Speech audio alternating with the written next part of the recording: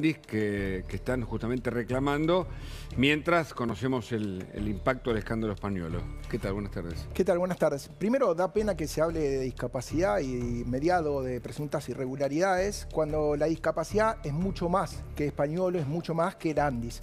La discapacidad son un montón de familias, prestadores, médicos profesionales, que realmente necesitan respuestas ya. ¿Sí? Porque no pueden estar ganando la miseria que ganan y cobrando luego lo que diría mi abuela, los premios. Ahora, por otro lado, también debemos entender que es una oportunidad porque la discapacidad no está en agenda como lo está hoy, por lo menos hace 20 o 30 años.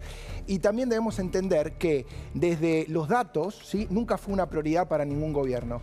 Hubo menos del 1% de su PBI históricamente desde el regreso de la democracia, es lo que fue puesto a prestadores o es lo que fue puesto como monto asociado a disposición de Landis. Entonces, es realmente importante que entendamos que la discapacidad es una prioridad y es transversal a cualquier sistema político y no está asociado a ningún partido político, y los derechos humanos tampoco son de ningún partido político. Entonces, tenemos que entender eso como para poder darle respuestas a todas estas familias. Gastón Fracón es abogado penalista y, claro, se evaluó la posibilidad, todavía tal vez prematura, de que Españolo se transforme en imputado colaborador. ¿Qué tal? Vos tenías un aporte primero, Paula, ¿no? Para explicar el dato. Así es, está barajándolo. Ayer Hugo Alconadamón hacía una nota donde habló con el entorno de Españolo, que decía que había recibido algunos contactos del gobierno, que el gobierno niega, y por el otro lado, barajando por estas horas y adopta la figura del arrepentido. Recordemos que Ignacio Rada y Juan Araoz son los abogados que van a representar a Españolo en esta causa y que ya los notificó en Comodoro Pi. Gastón. ¿Cómo están? Gracias por la invitación. El punto importante es evaluar primero si es imputado. Primero lo tienen que imputar, para lo cual primero lo tienen que indagar y le tienen que leer la acusación fiscal. Correcto. La ley del arrepentido tiene ciertas aristas en las cuales el escalamiento de la calificación legal tiene que ir hacia arriba, tiene que aportar elementos que luego tienen que ser corroborados. Si la estrategia inicial de esos audios es que los audios no causaron ninguna realidad técnica respecto de la realización de un delito, no puede ser arrepentido de absolutamente nada, porque recordemos que el delito de corrupción no existe, Hugo. Delito de corrupción no existe. Son delitos que hacen al cuadro semántico de la corrupción. Será cohecho, asociación ilícita, defraudación contra el Estado, pero la corrupción en sí no existe. Y este hombre tiene que ver si se defiende como imputado o se asocia técnicamente a la Fiscalía para desentramar una asociación ilícita, que es la sospecha social técnicamente. El imputado colaborador tiene como mínimo un beneficio de la reducción de la pena a la mitad, ¿no es cierto? Tiene un montón de beneficios. También tiene el beneficio de un arresto domiciliario en caso de que esperar el proceso en libertad.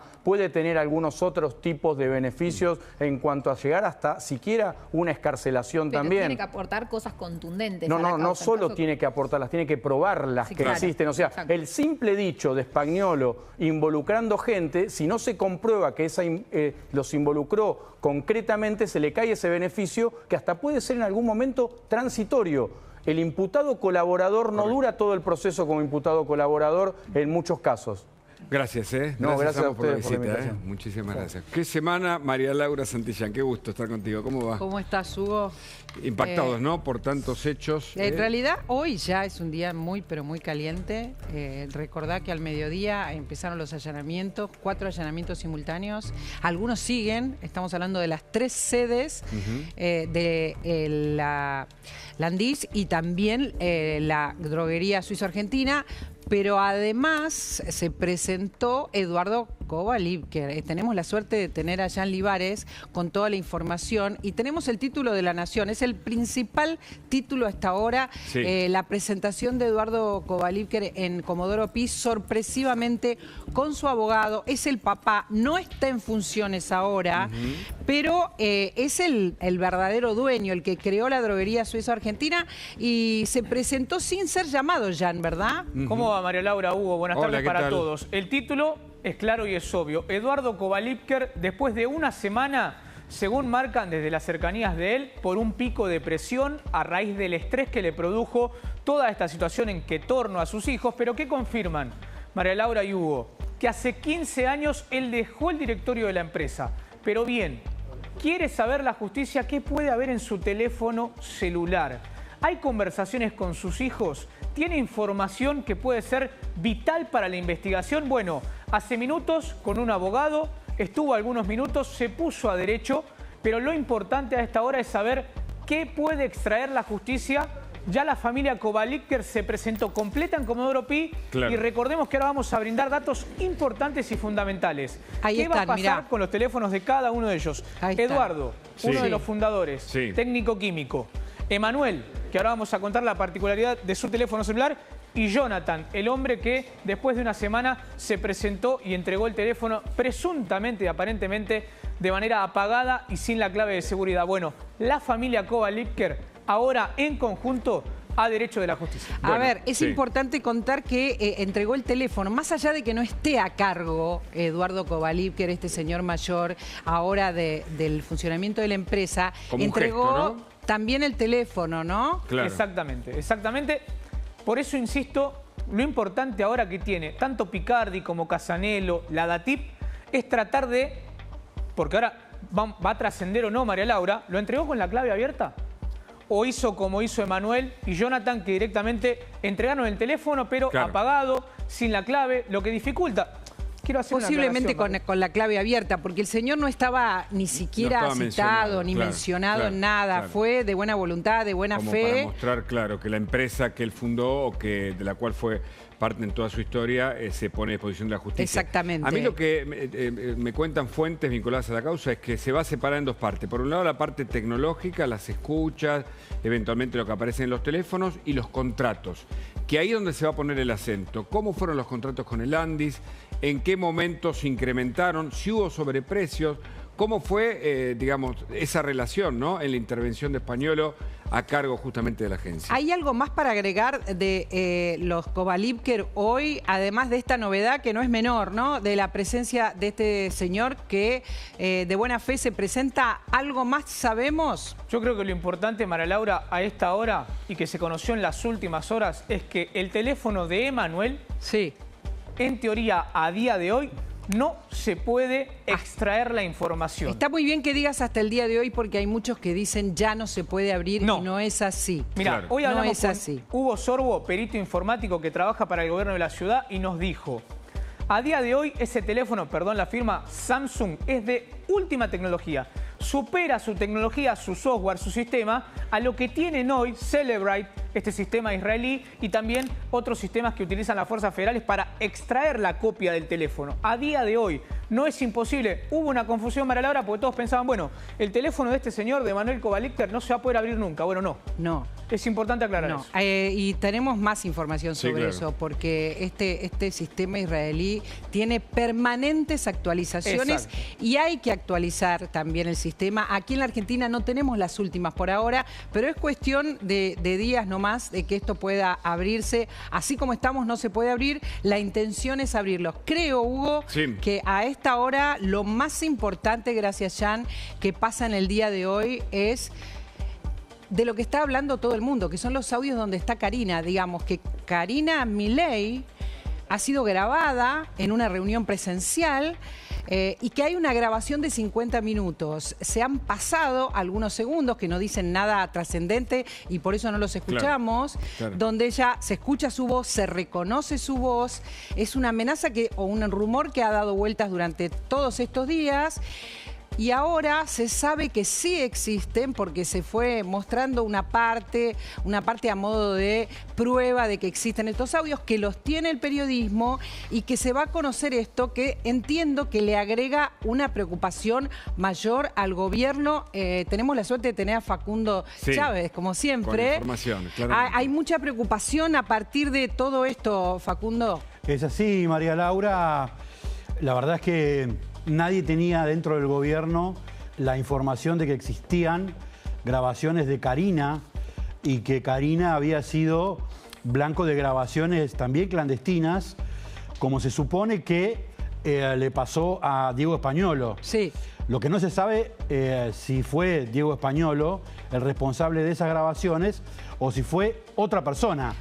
Lo que se conoció hasta ahora por los colegas que difundieron estas grabaciones es que el total de esas grabaciones son 50 minutos. Sí. Y lo que trascendió, la verdad es que es muy leve, no dice absolutamente nada incriminatorio, ni tiene tampoco nada que ver con la cuestión. Ahora nada. Hasta ahora nada. Pero hay 50 minutos y a ver, el gobierno tardó 10 días por lo menos en reaccionar, ¿no? En reaccionar y contestar algunas cuestiones.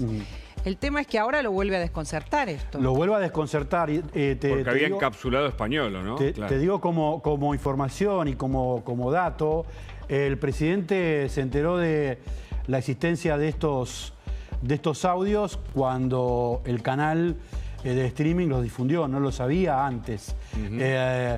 O sea, hecho, hoy. Hoy.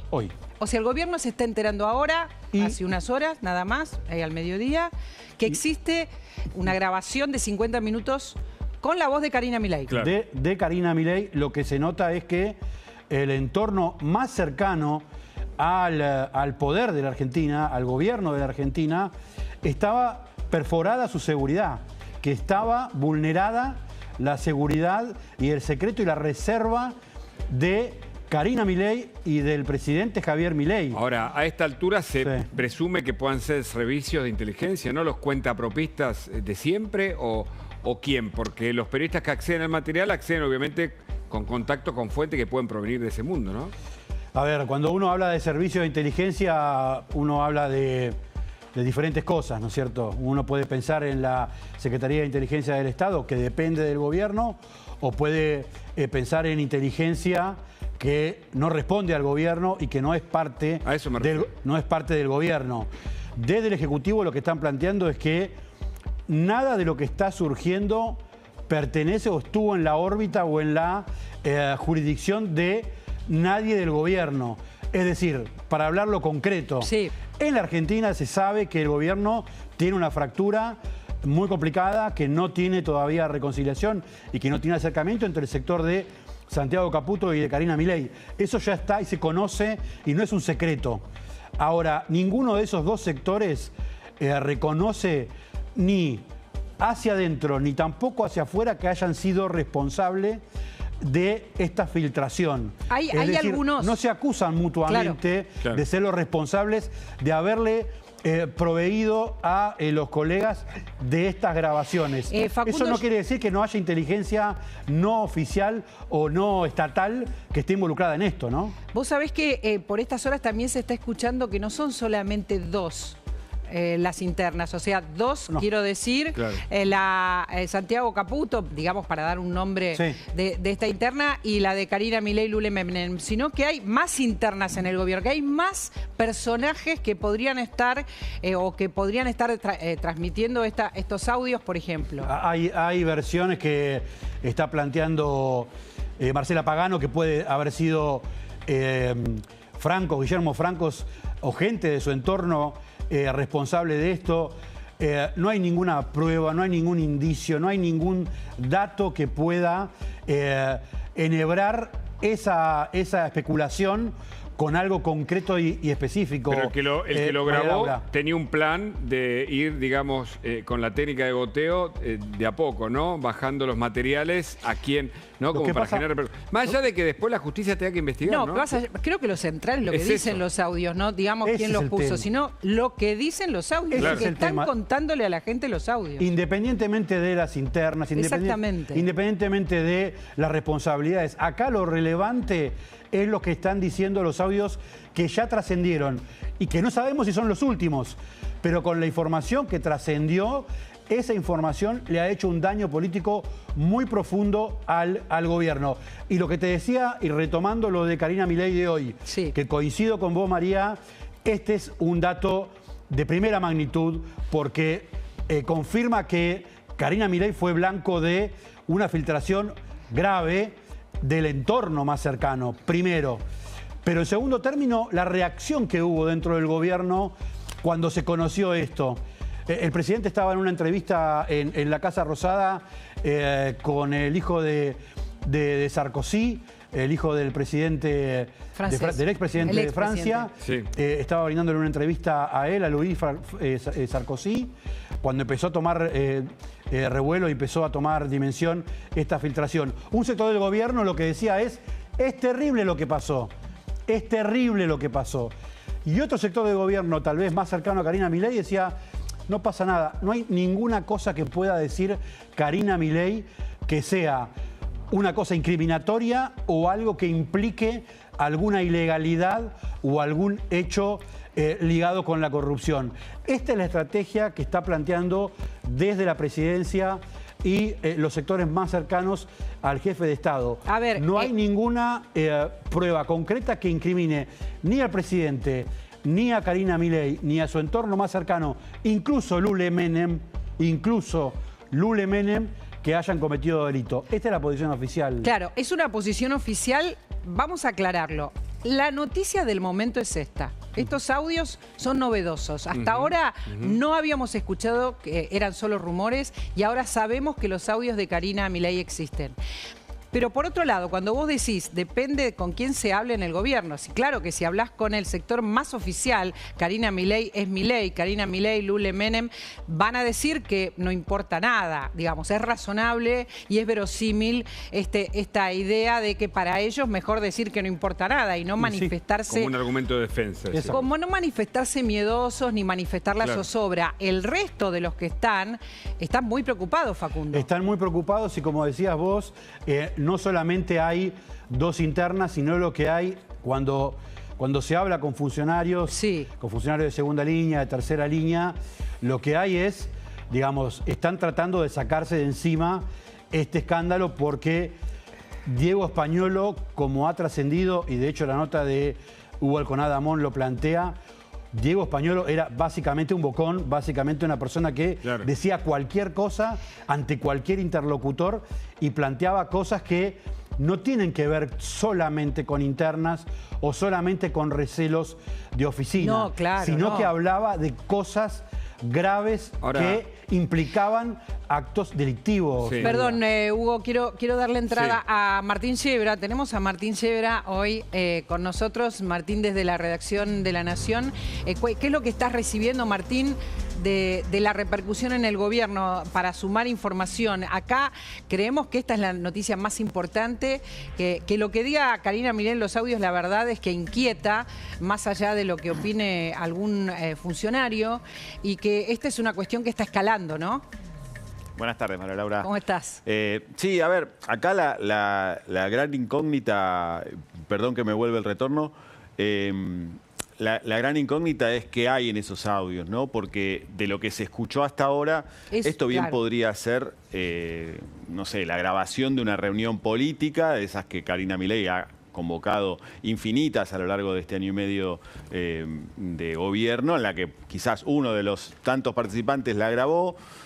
Ese contenido no tiene nada inusual y simplemente se lo está usando para jugar un poco a la guerra de nervios del gobierno, de los hermanos Milei, que estén hoy realmente muy preocupados pensando que puede aparecer alguna revelación impactante. Yo de lo que escuché ahí, lo mismo que ustedes, no veo nada por ahora no, que pueda ser preocupante y tampoco me queda claro si hay una operación de inteligencia sobre ella o es algún pícaro que tenga alguna grabación de una de las reuniones políticas que se han armado y la esté queriendo traficar como, bueno, como un elemento explosivo que puede llegar a explotar en el futuro. No tengo elementos para saber si es esta hipótesis que estoy planteando o si realmente nos vamos a encontrar con que alguien tiene... Está todo abierto. Famosos 50 minutos, claro, algo comprometedor. A mí me da la impresión de que tal vez estemos en en uno de estos juegos en los que alguien dice, bueno, quiero hacer daño, aprovecho para hacer circular esta grabación que tengo, ¿no? Ahora,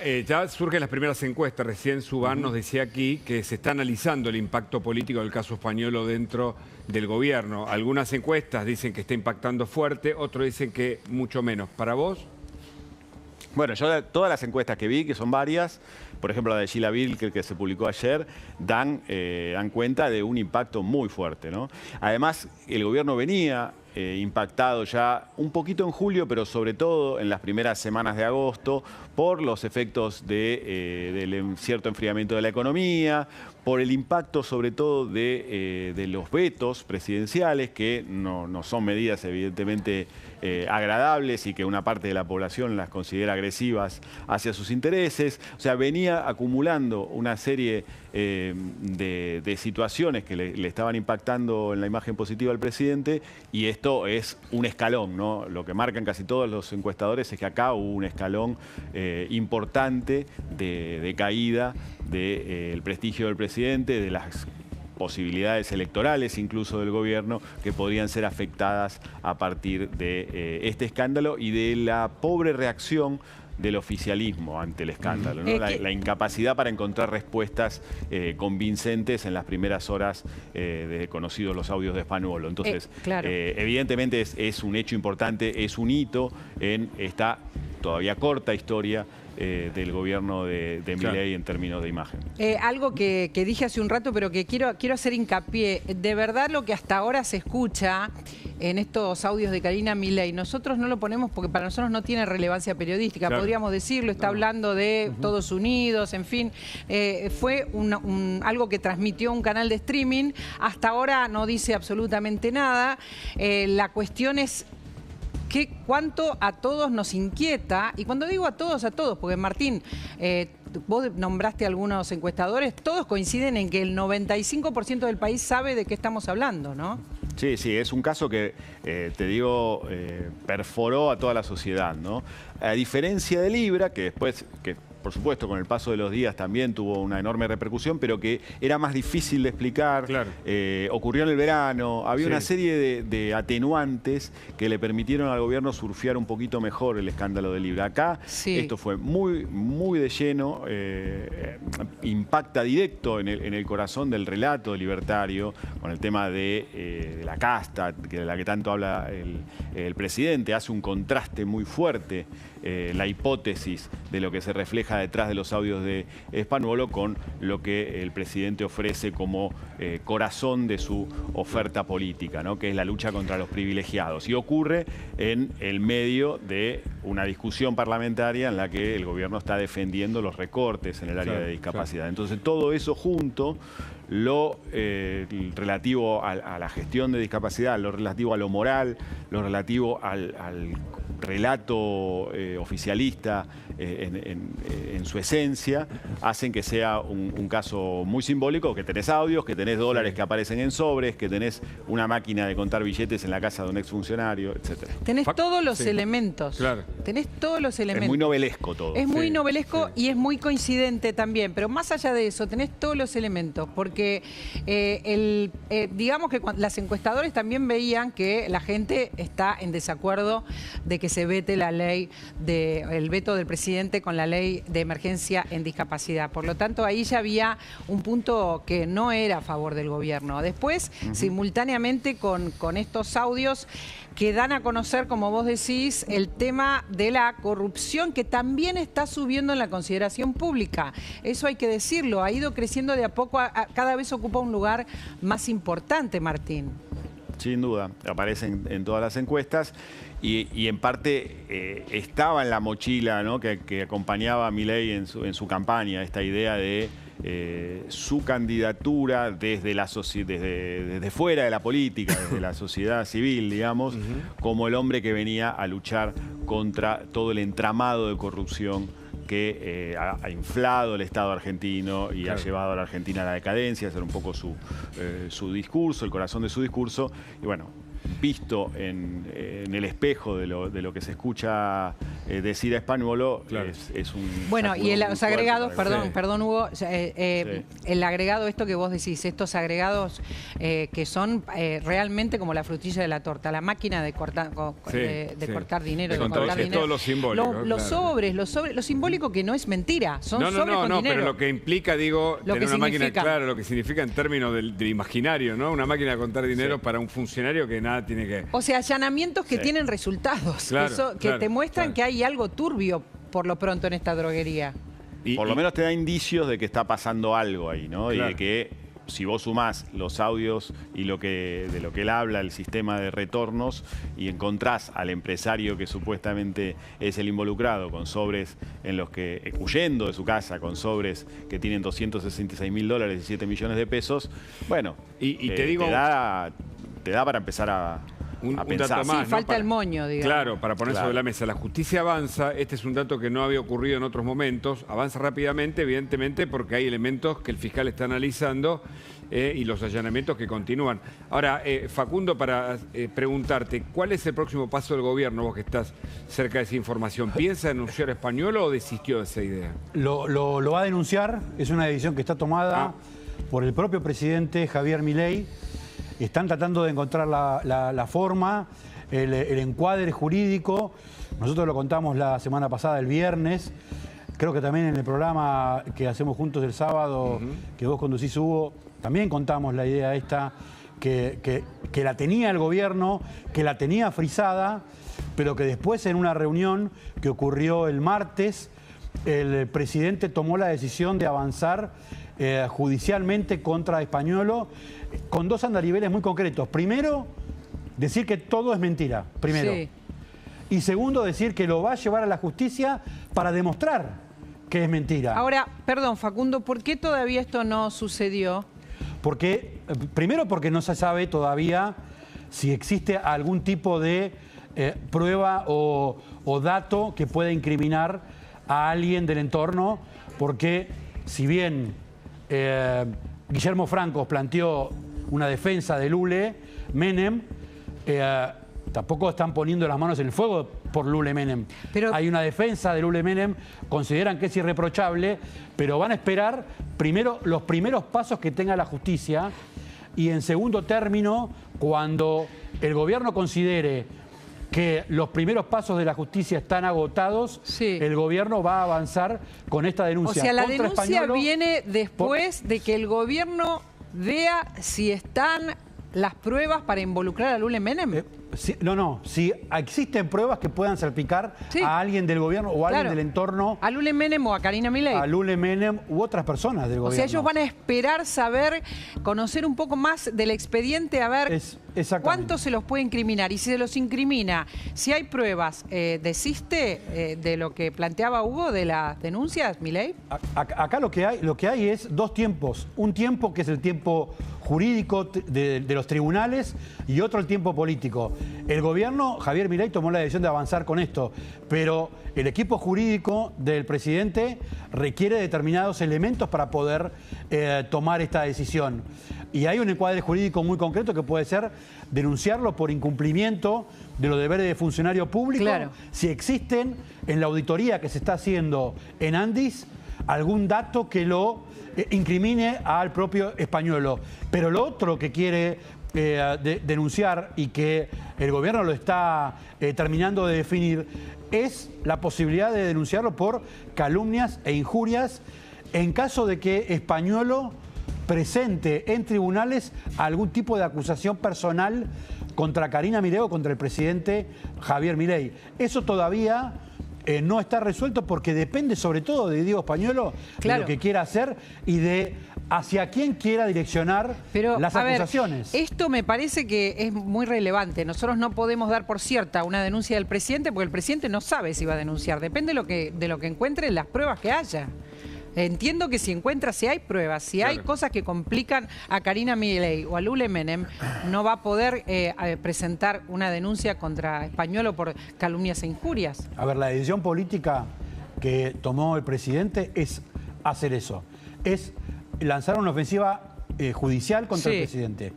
Ahora, no depende solamente de su decisión personal, requiere también del equipo de jurídico que está acompañando al presidente y que está terminando de analizar cuáles pueden ser las derivaciones de esto que está ocurriendo, que todavía está en curso, María Laura. Sí, claro. Todavía no está resuelto qué es lo que puede pasar y qué es lo que puede surgir del propio Diego Españolo o de las pruebas que puedan surgir de lo que en el entorno de Diego Españolo. Martín, mil gracias. Creo que por ahora no tenemos nada más que agregar, ¿verdad? Sobre el gobierno y estos pasos que no puede terminar de dar, que tiene intención, pero no puede terminar de dar. Sí, es difícil, porque por ejemplo, si quisiera denunciarlo por calumnias e injurias, tiene que dar por válido el audio y tiene que probar que Españolo quiso que eso se comunicara, digamos, cuando en realidad todos creemos, o todo parece indicar que se trata de una grabación clandestina. Es difícil encajar un tipo penal a partir del cual el gobierno pueda ir sobre Spanuolo mientras Spanuolo no mueva un dedo más, ¿no? Básicamente hay una... Lo veo más como una advertencia, como algo de decir, si llegás a hablar, la denuncia te cae enseguida. Una advertencia y también parte del marketing político, ¿no? Es También una manera de comunicar. Bueno, ojo que lo voy a denunciar, pero por ahora hay poco y nada de esto porque hay muchísimo para saber antes, ¿no? Sobre todo el timing a mí me resulta que lo hace improductivo para el presidente. Si lo hubiera hecho el primer día, uno podría decir, bueno, es una reacción del presidente ante una mentira que lo indigna. Una semana después o presenta la denuncia o me genera, a mí por lo menos, esas dudas de las que vos estás hablando. Martín, me tengo que ir a la pausa. Gracias, Martín. Dale. Un abrazo. Mil gracias, mil gracias. Hacemos una... Gracias, Hugo. Un gusto. Un placer. Buen programa, ¿eh? Una pausa, ya estamos de vuelta.